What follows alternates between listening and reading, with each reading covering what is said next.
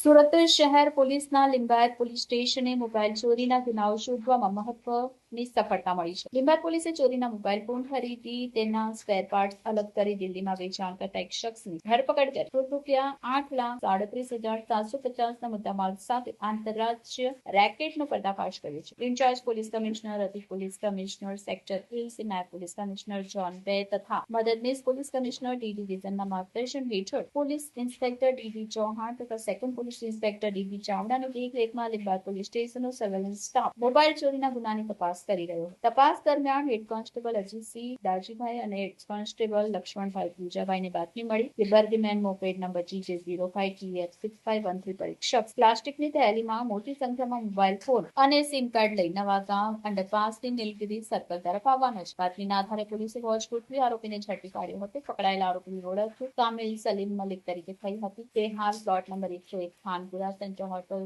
સામે લિંબાયત સુરત ખાતે રહે છે અને મૂળ ગલી number 35 new Islamnagar summer garden colony મેરઠનો રહેવાસી છે. તપાસ દરમિયાન આરોપી પાસેથી 348 mobile phone, 350 motherboard, 2304 SIM card, 327 memory card, 88 battery તથા એક બર્ગમેન મોપેડ મળી આવ્યા હતા. પોલીસે કુલ ₹8,37,750નો મુદ્દામાલ કબજે કર્યો છે. પોલીસ તપાસમાં સામે આવ્યું કે આરોપી છેલ્લા 3 વર્ષથી આ ગેરકાયદે પ્રવૃત્તિ સાથે સંકળાયેલો હતો અને દર મહિને અંદાજે 200 થી 300 મોબાઈલના સ્પેર પાર્ટ દિલ્હી મોકલતો હતો. દરેક મોબાઈલમાંથી ₹500 થી ₹1500 સુધીનો નફો મેળવતો હોવાનું પણ તેણે સ્વીકાર્યું છે. આ સમગ્ર સફળ કામગીરી પોલીસ ઇન્સ્પેક્ટર ડીડી ચૌહાણના માર્ગદર્શન હેઠળ second police inspector dB Chavda, police sub inspector KP Jadeja, police sub inspector જે ચારણ તથા લિંબાયત પોલીસ સ્ટેશનના સર્વેલન્સ સ્ટાફ સંયુક્ત રીતે પાર પાડી હતી. લિંબાયત પોલીસે આરોપી સામે કાયદેસરની કાર્યવાહી હાથ ધરી છે અને આ રેકેટ થકી સંકળાયેલા અન્ય વ્યક્તિઓ તેમજ ચોરીના મોબાઈલના સ્ત્રોત અંગે વધુ તપાસ શરૂ કરી છે. ઓફેન્સીસ અને પ્રોપર્ટી ઓફેન્સીસને રોકવા માટે થઈ અને ઝૂંટુ વિસ્તારમાં જેટલા પણ નાકા પોઈન્ટ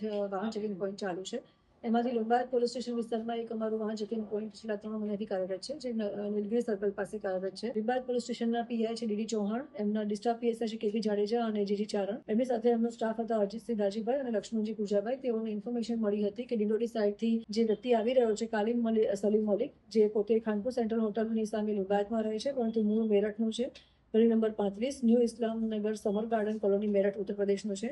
એ પોતે ચોરીના મોબાઈલ, ભંગાર મોબાઈલ, સિમ કાર્ડ બધું લઈને આવી રહ્યો છે.